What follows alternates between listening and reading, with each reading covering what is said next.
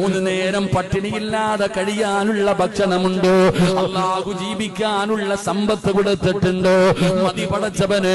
അവൻ അസൂയയില്ല, അവൻ ആക്രാന്തമില്ല, അവൻ അത്യാഗ്രഹമില്ല, വാരിക്കൂട്ടണമെന്നുള്ള ചിന്തയില്ല. അല്ലാഹു എനിക്ക് ഇത്രയും തന്നല്ലോ, അൽഹംദുലില്ലാ പറയാനൊരു മനസ്സുണ്ടോ ചെറുപ്പക്കാരാ? അവനാണടാ ലോകത്തിലെ ഏറ്റവും വലിയ പണക്കാര്. നീ കാണുന്നവനല്ലോ. നീ പടച്ചവനെ അടുത്തവന്റെ വീട് നോക്കുകയാണ്.